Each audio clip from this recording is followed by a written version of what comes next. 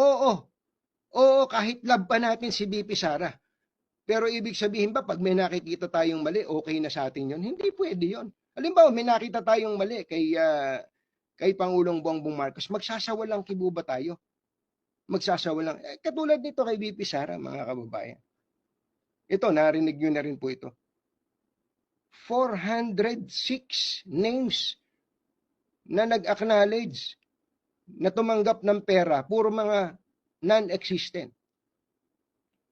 Sasabihin nyo, confidential yan baka naman talaga itinago sa pangalang iba. Ba't pa kayo nag-submit ng acknowledgement receipt kung lokohan lang pala yun? Dapat hindi na ni-require yung acknowledgement receipt.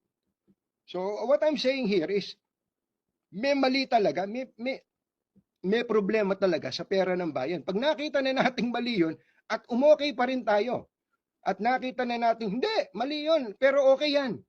Kasi love ko yan may problema na po tayo, mga kababayan. Tapos ngayon, makikita natin, dahil nilabas ng COA yung report nito, na ang Confidential and Intelligence Fund ng Office of the President ay ilang bilyon? 4 na bilyon ba? O 5 bilyon?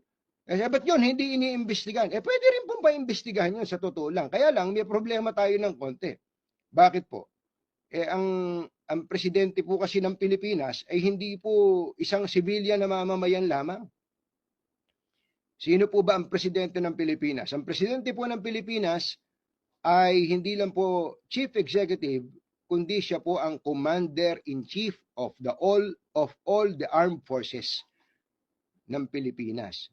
So may kinalaman pa rin po sa state security, sa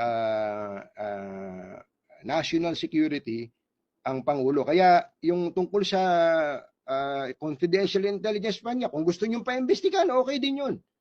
Pero ang kaibahan po kasi niya, bilang Pangulo, siya ang Commander-in-Chief. Yung pangalawang Pangulo at Deputy Secretary, iba po yun. Ano po?